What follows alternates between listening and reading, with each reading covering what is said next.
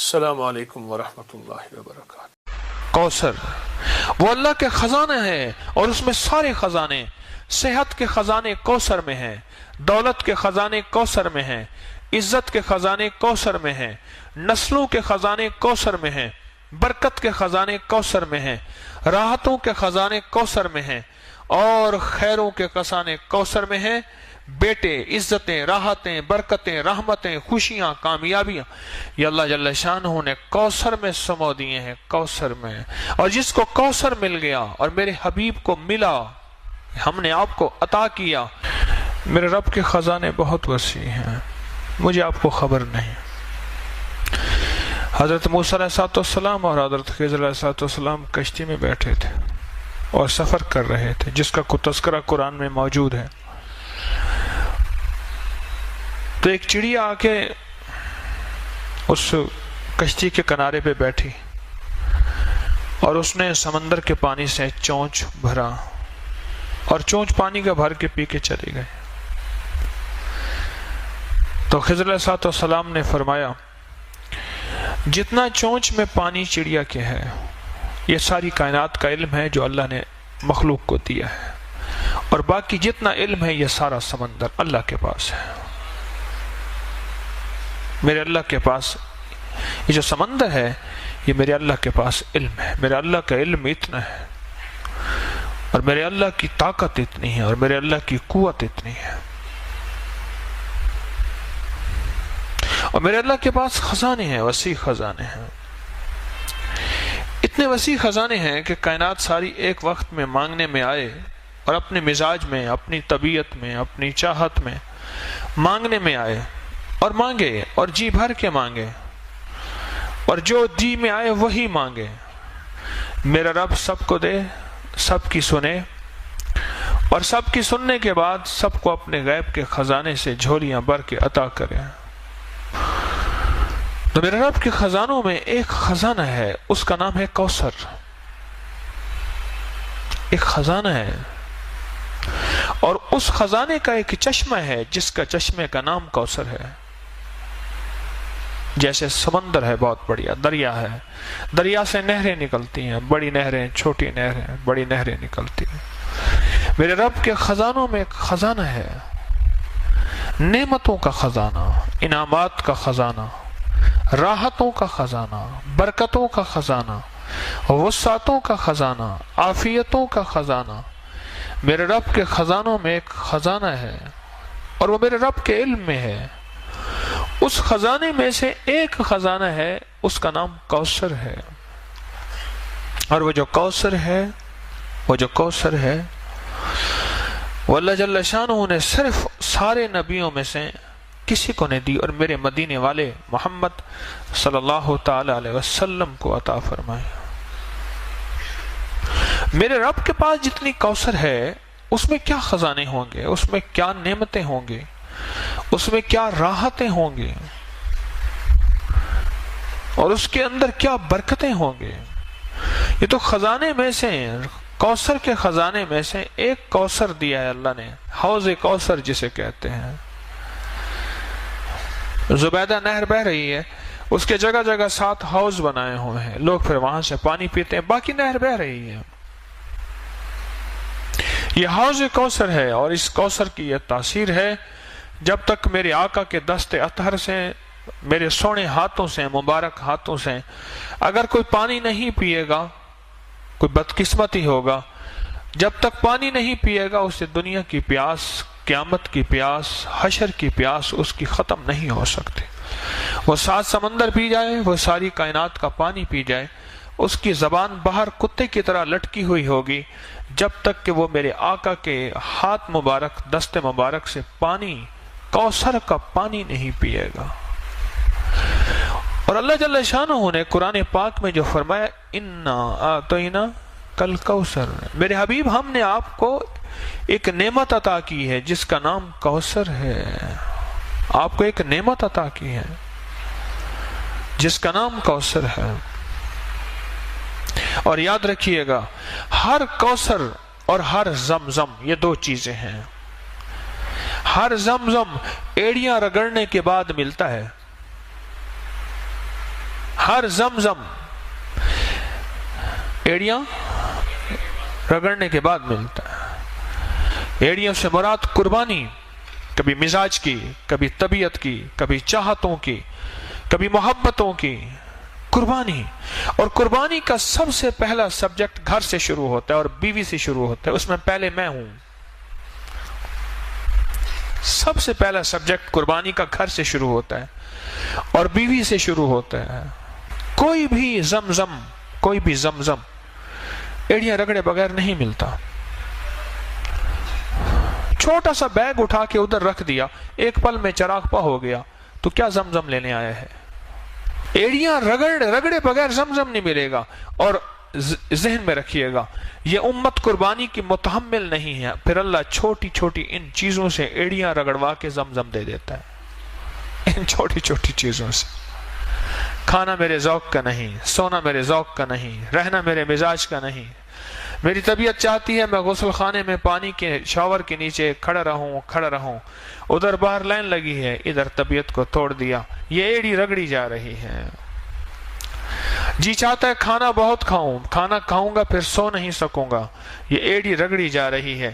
جی چاہتا ہے کہ بس میں لیٹا رہوں، ادھر کہتے ہیں اٹھو ظہر کا وقت ہو گیا، اپنی طبیعت کو چھوڑا، گہری نیند آئی ہوئی، یہ ایڑی رگڑی جا رہی ہے۔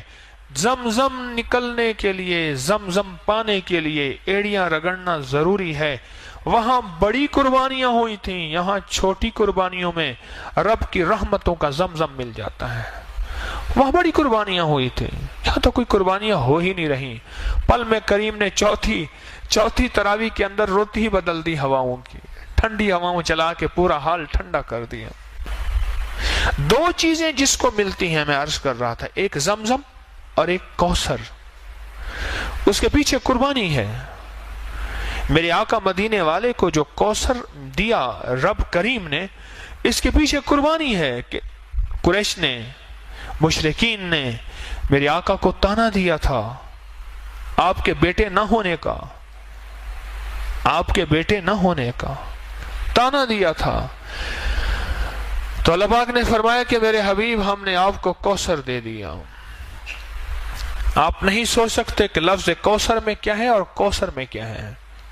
یہ لفظ پھر سنیے گا، لفظ کوثر میں کیا ہے اور کوثر میں کیا ہے، آپ سوچ نہیں سکتے، آپ گمان نہیں کر سکتے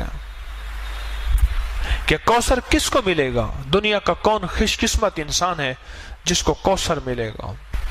جس طرح زمزم ناگواریوں کے بغیر نہیں آتا، جس کو میں نے ایڑیاں رگڑنا کہا ہے، اس طرح کوثر بھی ناگواریوں کے بغیر نہیں آتا۔ کوثر وہ اللہ کے خزانے ہیں اور اس میں سارے خزانے، صحت کے خزانے کوثر میں ہیں، دولت کے خزانے کوثر میں ہیں، عزت کے خزانے کوثر میں ہیں، نسلوں کے خزانے کوثر میں ہیں، برکت کے خزانے کوثر میں ہیں، راحتوں کے خزانے کوثر میں ہیں، اور خیروں کے خزانے کوثر میں ہیں۔ بیٹے، عزتیں، راحتیں، برکتیں، رحمتیں، خوشیاں، کامیابیاں، یہ اللہ جل شانہ نے کوثر میں سمو دیے ہیں، کوثر میں۔ اور جس کو کوثر مل گیا اور میرے حبیب کو ملا، ہم نے آپ کو عطا کیا۔ اور یاد رکھیے گا، جو میرے مدینے والے کی عطا ہے وہ امت تک چلے گی، کیونکہ سخی کے پاس عطا آئی ہے اور سخی چھپا کے نہیں رکھتا۔ میرے آقا مدینے والے سے بڑھ کے سخی کائنات میں کوئی نہیں ہے اور نہ ہوگا۔ سخی کے پاس عطا ہے، اور میرے مدینے والے کے اصحاب سخی، میرے مدینے والے کے اہل بیت سخی، اور میرے مدینے والے کے اولیاء صالحین ماننے والے سخی۔ یہ سخاوت چلے گی، کوثر کا فیض چلے گا ہر اس شخص کے پاس جس کے اندر کچھ خوبیاں ہوں گی، اللہ اس کو کوثر دے گا۔ ایک وہ شخص جو سخی ہوگا، رب اس سے کوثر کو دور نہیں کرے گا، سخی ہوگا۔ غریب ہو کے بھی سخی ہو، امیر ہو کے سخی ہونا بڑا مشکل ہوتا ہے۔ ضروری نہیں دولت کا تعلق سخاوت سے ہو، سخاوت دل کی کیفیتوں کا نام ہے، دولت سے نہیں ہے۔ جو غریب ہو کے بھی سخی ہو اس کو کوثر ملے گی، سنتے جائیے گا۔ جو غریب ہو کے بھی سخی ہو اور امیر ہو کے بھی سخی ہو، सखी को कौसर मिलेगा, एक सखी को मिलेगा,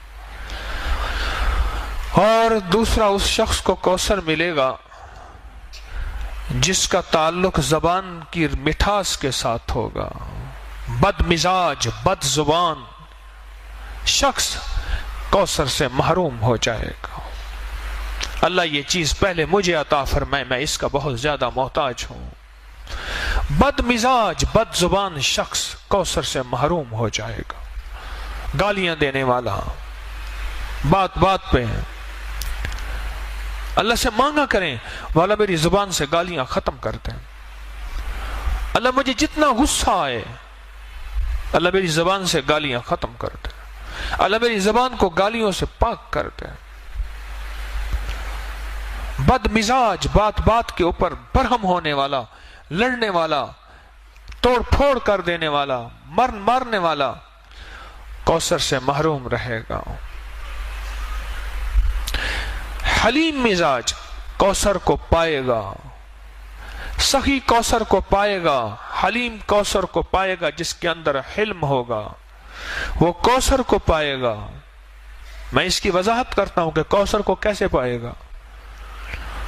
और तीसरा, माफ करने वाला कौसर को पाएगा। जो तुझे महरूम करे तो उसे अता कर, जो तुझ पे जुल्म करे तो उसे माफ कर। माफ करने वाले को रब कौसर अता फरमाएगा। कितने लोग ऐसे थे, बहन भाई आपस में उलझे हुए थे, मैंने कहा छोड़ दे जायदाद, रिश्ता ना तोड़, रिश्ते को बचा ले, जायदाद का हिस्सा छोड़ दे, जमीन का हिस्सा छोड़ दे। मेरे कहने पे छोड़ दिया उसने। कई इतने थे जिन्होंने नहीं छोड़ा, उनकी अपनी मर्जी है। कई इतने थे जिन्हें मेरे कहने पे छोड़ दिया। मैंने कहा ना उलझ, रिश्ते फिर नहीं आएंगे, ये चीजें फिर आ जाएंगे। अगर ना भी मिली तो इसका सिला तेरी नस्लों में मिलेगा।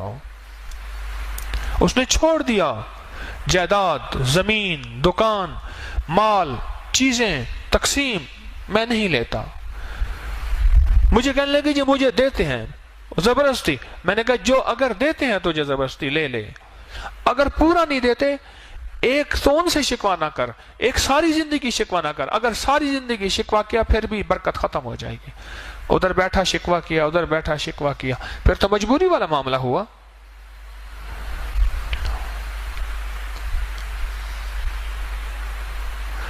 कौसर मिलता है, कौसर माफ करने वाले को कौसर मिलता है। क्या अजीब है नेमत, माफ करने वाले को रब कौसर देता है,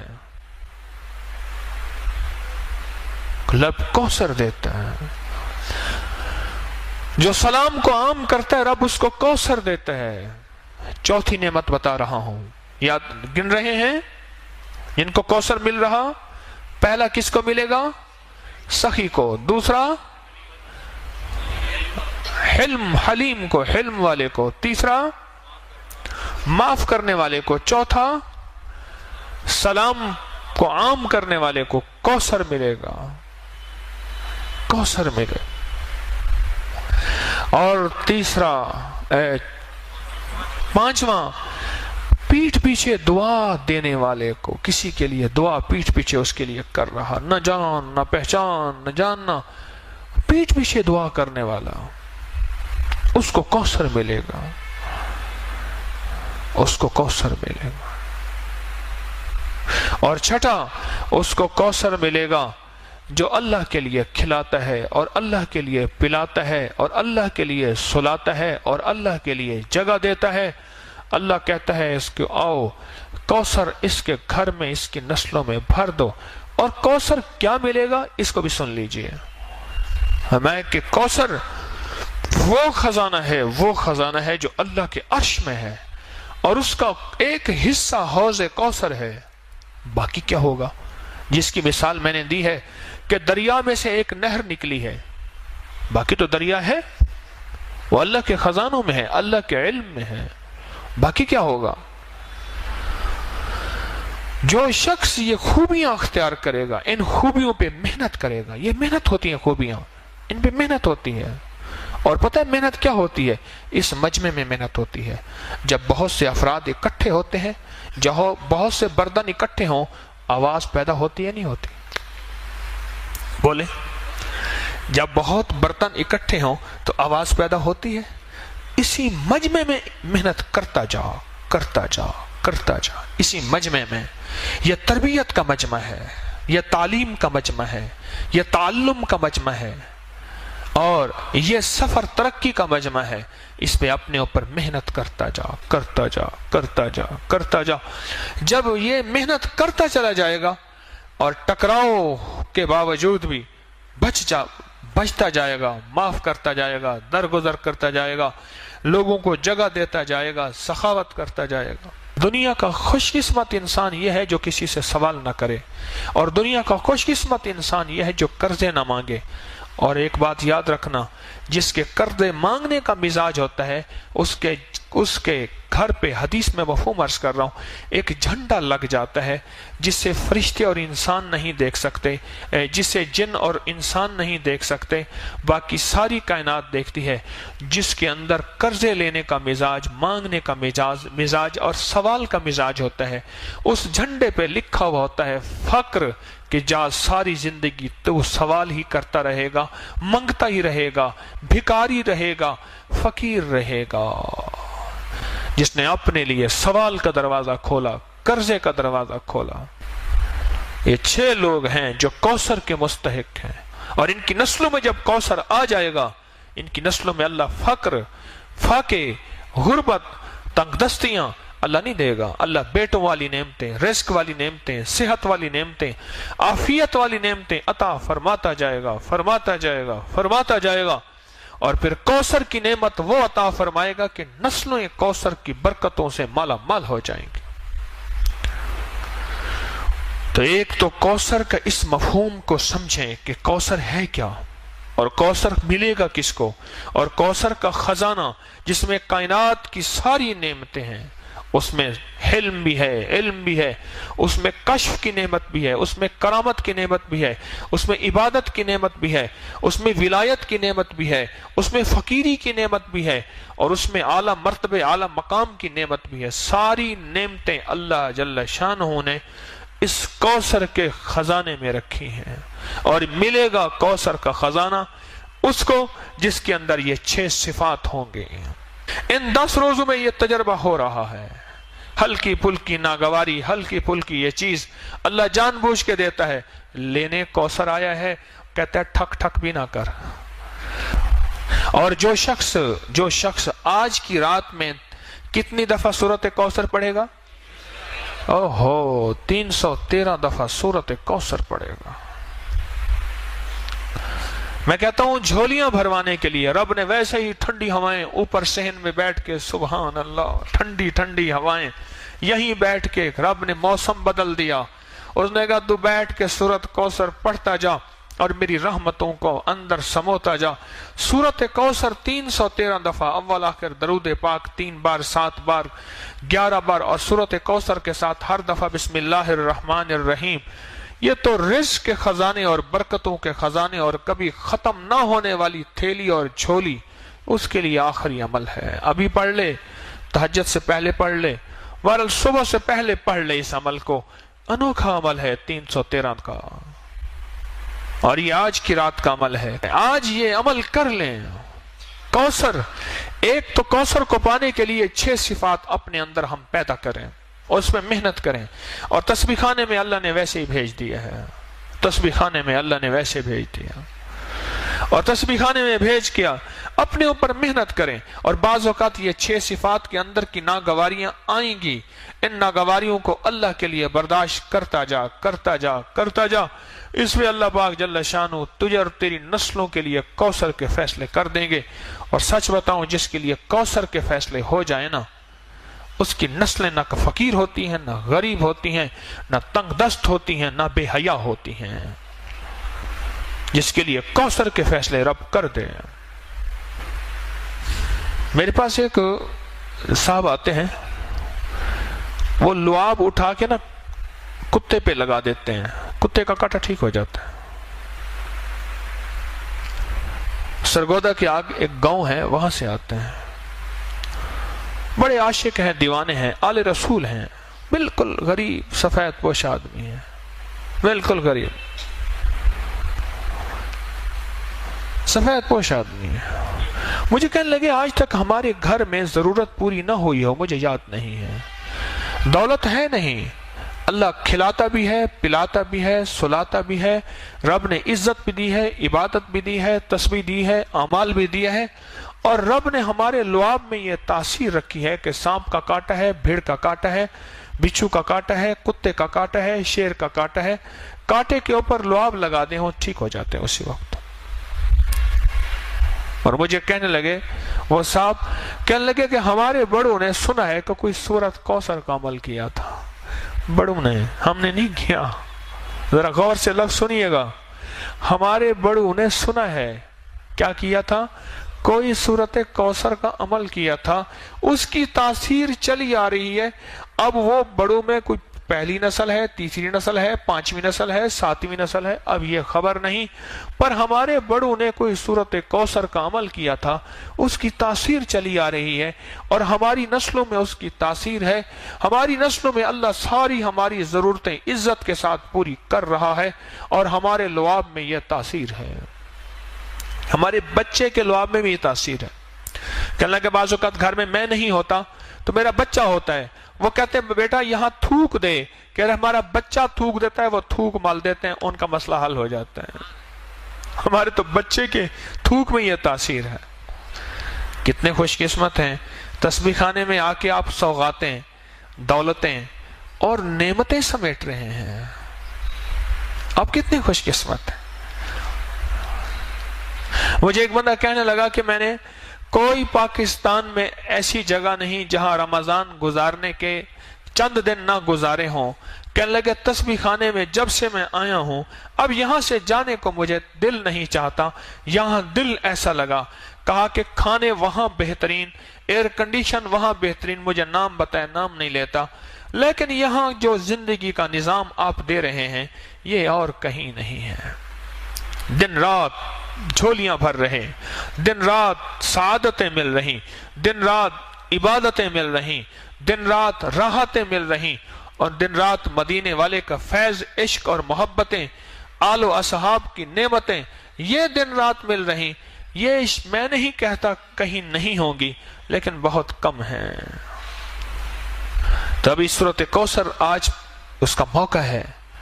ایک تو ہم نے 6 صفات اپنے اندر پیدا کر کے ان 6 چیزوں سے ہٹ کے بچ کے اپنے لیے سورۃ کوثر، اپنے لیے کوثر کے فیصلے کروانے ہیں، اور سورۃ کوثر آج پڑھنی ہے، اور اس تصور کے ساتھ کہ مولا اس کے اندر جو خزانے ہیں رزق کے، عزت کے، وسعت کے، برکت کے، راحت کے، صحت کے، خوشیوں کے، کامیابیوں کے، مولا ان خزانوں سے ہمیں بھی مستفید فرما دے۔